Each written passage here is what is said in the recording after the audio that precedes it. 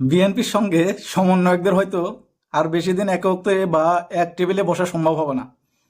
কারণ তারা যে পর্যায়ে এখন চলে গেছে, সমন্বয়করা বা জাতীয় নাগরিক কমিটির সদস্য যারা আছে এরাই সমন্বয়ক, এরাই জাতীয় নাগরিক কমিটির নেতা। কারণ তারাই সেখান থেকে আসতে, এইখান থেকে লোকে সেখানে যাচ্ছে, বা জামাতের বি টিম, যেটাই বলেন না কেন, তারা যেভাবে আঙ্গুল উঁচিয়ে বিএনপিকে জিয়াবাদ বলে হুঙ্কার দিচ্ছেন, এটাকে মেনে নেওয়া যায়? বর্তমান বাংলাদেশে বিএনপি ছাড়া অন্য অন্য রাজনৈতিক দল বলতে কাকে বোঝান? হয়তো একটু জামাত আছে, মানে অল্প একটু আছে, যেটা বাংলাদেশে সর্বোচ্চ 10 থেকে 15% লোক সাপোর্ট করে।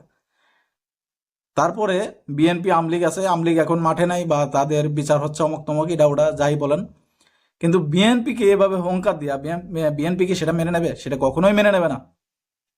মির্জা ফখরুল ইসলাম আলমগীর, যুগ্ম মহাসচিব রুহুল কবির রেজভী সাহেব, তারা কিন্তু বিভিন্নভাবে বিভিন্ন ভাষায় কথা বলেছেন, কিন্তু তাদের যে চেয়ারম্যান তারেক রহমান, তিনি কিন্তু এই বিষয়ে এখনো কোনো কথা বলছিলেন না, মানে এর আগ পর্যন্ত কোনো কথা বলেন নাই। কিন্তু গতকাল যে ভাষায় তিনি কথাগুলো বললেন, এতে বোঝা যাচ্ছে বিএনপি চরমভাবে বিরক্ত। এই বৈষম্য বিরোধী ছাত্র আন্দোলনের নেতারা বা জাতীয় নাগরিক কমিটির নেতাদের উপর চরমভাবে বিরক্ত। জাতীয় নাগরিক কমিটির যে নেতা আছেন নাসির উদ্দিন পাটোয়ারি, তিনি তো এমন হুঙ্কার দিলেন যে মুজিববাদের পরে জিয়াবাদের কোনো স্থান হবে না বাংলাদেশে।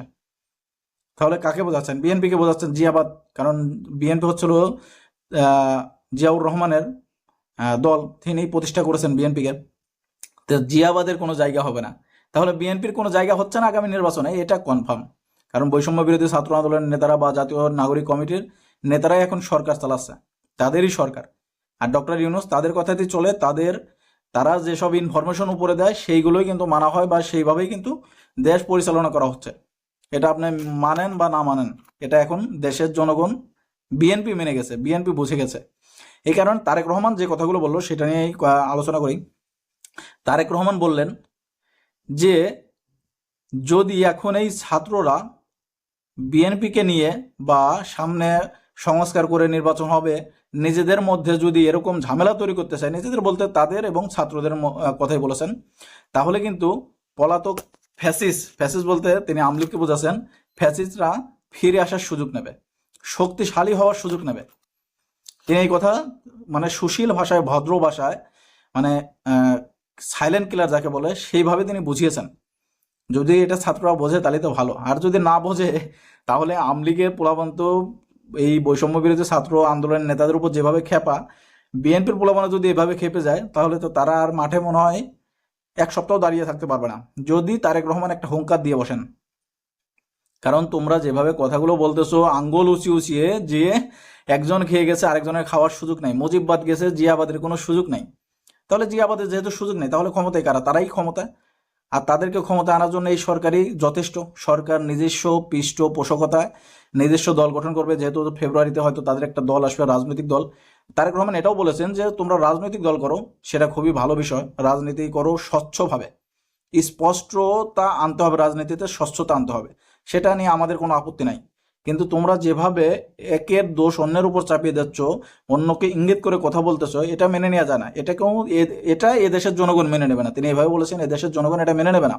কারণ এদেশের কোটি কোটি মানুষ এখনো নির্বাচনের অপেক্ষা আছে। তারা দীর্ঘ 16 বছর নির্বাচনহীন অবস্থায় ছিল।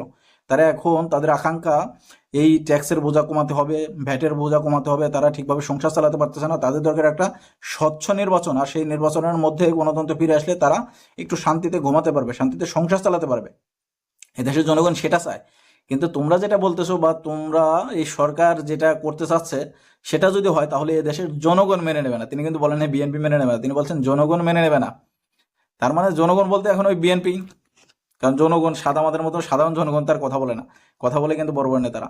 তো এই বিএনপি এটা মেনে নেবে না যে সরকারের পৃষ্ঠপোষকতায় রাজস্ব অর্থায়নে একটা দল গঠন হবে। আর রাজস্ব অর্থায়নে দল গঠন হলে সেটার নাম হয় কিংস পার্টি। যদি কিংস পার্টি দল গঠন হয়ে যায় তাহলে তাদের নেতৃত্ব দেবে কারা? তরুণরা দেবে। কারণ ডাক্তার ইউনূস বারবার বলেছে যে আমি নেতৃত্ব ভার তরুণদের উপর দিয়ে যেতে চাই। তরুণ বলতে কাকে বোঝান? এই বৈষম্য বিরোধী ছাত্র আন্দোলনের নেতাদেরকেই বোঝাচ্ছেন যে আমি এই নেতৃত্ব ভার তরুণদের উপর অর্পণ করে যেতে চাই। আমি যতদিন আছি তারপরে যাতে তরুণরা আসতে পারে, স্বচ্ছভাবে দেশ পরিচালনা করতে পারে, আমি সেই ব্যবস্থা করে যেতে চাই। তাহলে বোঝাই যাচ্ছে যে তাদের নেতৃত্বাধীন একটা দল আসবে, যেটা হবে কিংস পার্টি। সরকারের পৃষ্ঠপোষকতায় এই দল যদি গঠন করা হয়, তাহলে বিএনপির সঙ্গে কিন্তু তাদের ঝামেলা মানে চরম পর্যায়ে চলে যাবে। আওয়ামী লীগের সঙ্গে যে পর্যায়ে আছে না, সেই পর্যায়ে চলে যাবে। বিএনপির সঙ্গে এই সরকারের লোকজন বা বৈষম্য বিরোধী ছাত্র আন্দোলনের নেতারা, জাতীয় নাগরিক কমিটির নেতাদের অবস্থান কিন্তু এখন মানে ভিন্ন পথে, দুই পথে চলে গেছে। যেহেতু জামাতে তারা সাপোর্ট করে, জামাত তাদের সঙ্গে আছে, এই বৈষম্য বিরোধী ছাত্র আন্দোলনের নেতাদের সঙ্গে আছে, তারপরে যখন তারা দল গঠন করে ফেলবে তখন কিন্তু বিএনপি আলাদা হয়ে যাবে। তখন জামাতও যদি তাদের পিছন থেকে চলে যায়, তারা কিন্তু বিএনপির পোলাপানের হাতে নির্যাতনের শিকার হবে, এটা বলা যায়। আর যদি সরকারি পৃষ্ঠপোষক হয়, সরকার যদি তাদের প্রটোকল দিয়ে রাখে, তখন কিন্তু সরকারের বিরুদ্ধে আন্দোলন হবে।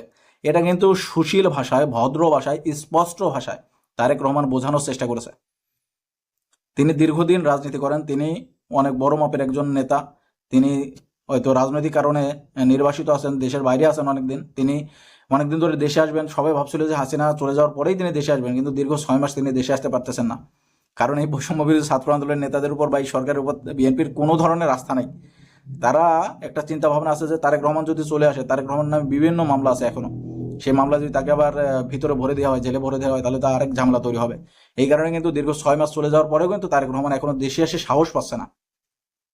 একটা দলের সর্বোচ্চ নেতা দেশে এসে সাহস পাচ্ছে না, তাহলে বলেন যে তারা কতটা কনফিউজ এই সরকারের প্রতি, এই সরকারের প্রতি কতটা বিরক্ত বোধ করতেছে। তারা হয়তো এখন চুপ করে থাকলেও এখন কিছু কিছু নেতা কিন্তু মুখ খোলা শুরু করে দিয়েছে, ইঙ্গিতপূর্ণ কথা বলেছে। যখন ইঙ্গিতপূর্ণ কথা থেকে বেরিয়ে এসে স্পষ্ট ভাষায় সরাসরি কথা বলবে, তখনই কিন্তু এই বৈষম্য বিরোধী ছাত্র আন্দোলনের নেতারা বা জাতীয় নাগরিক কমিটির নেতারা মুখোমুখি হবে। আর মুখোমুখি হলেই যে কি অবস্থা তৈরি হবে সেটা আপনারা বুঝতেই পারতেছেন, যেটা এখন আওয়ামী লীগ এবং বৈষম্য বিরোধী ছাত্র আন্দোলনের মধ্যে হয়েছে। এই আওয়ামী লীগের যেসব নেতারা এখনো আছে দেশে, ছাত্রলীগ বলেন, আওয়ামী লীগের আরেক সংগঠন যুবলীগ বলেন, এই আওয়ামী লীগের নেতারা কিন্তু বিভিন্ন সময় বিভিন্ন জায়গায় এই সমন্বয়কদের ধরতেছে এবং পেটাচ্ছে। তো এরকম যদি বিএনপিও করতে থাকে, তাহলে কিন্তু এদের অস্তিত্ব হারিয়ে যাবে, এরা অস্তিত্বহীন হয়ে পড়বে। তাই এই কারণে এই ভিডিওটি তুলে ধরলাম। যারা এই ভিডিওটি দেখছেন, এদের দুই দলের মন্তব্য নিয়ে আপনাদের কোনো চিন্তা ভাবনা আছে কিনা? কারণ বিএনপির মন্তব্য এক, বৈষম্য বিরোধী ছাত্র আন্দোলনের মন্তব্য এক, আর আওয়ামী লীগ তো মাঠে নেই। তা আপনাদের যদি কোনো মন্তব্য থাকে, অবশ্যই কমেন্ট বক্সে জানিয়ে যাবেন। আর ভালো লাগলে ভিডিও শেয়ার করেন। সবাই ভালো থাকবেন। আল্লাহ হাফেজ।